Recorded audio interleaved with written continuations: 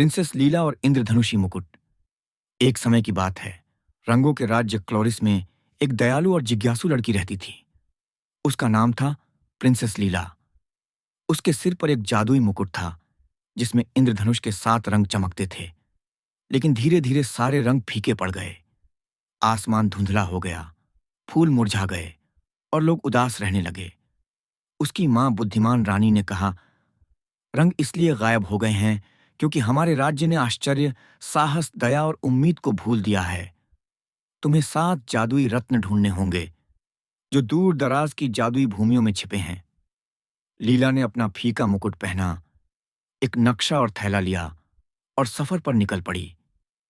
पहले वह लाल ज्वालामुखी भूमि पहुंची जहां एक आग जैसी चिड़िया ने फ्लेम रूबी की रखवाली कर रखी थी।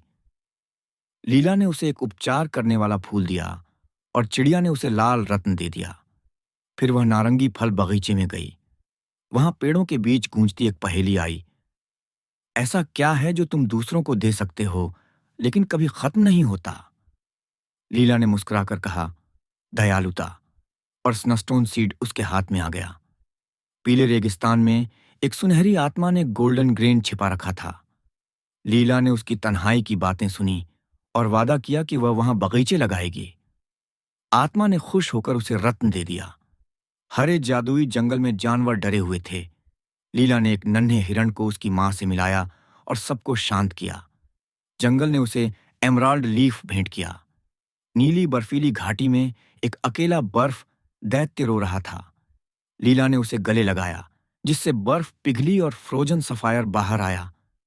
इंडिगो आसमानी टापुओं में पंखों वाले पक्षियों ने उसे उड़ान की चुनौती दी। वह एक जादुई पंखुड़ी पर उड़ती हुई सबसे पहले पहुंची और उसे इंडिगो फेदर मिला। अंत में बैंगनी धुंध वाले दलदल में एक जादुई आईना उससे बोला, तू क्या देखती है?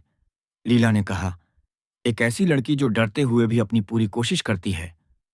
आईना चमक उठा और उसने वायलेट टीयर दे दिया। जब वह सारे रत्न लेकर क्लोरिस लौटी, उसने मुकुट में उन्हें सजाया। तभी एक इंद्रधनुष आकाश में फैल गया। रंग लौट आए, फूल खिले और खुशियां फिर से लौट आईं। रानी ने मुस्कुराकर कहा, तुमने सिर्फ मुकुट नहीं सजाया लीला, तुमने सबको याद दिलाया कि असली रंग क्या होते हैं। और तभी से प्रिंसेस लीला रंगों की रक्षक बन गई।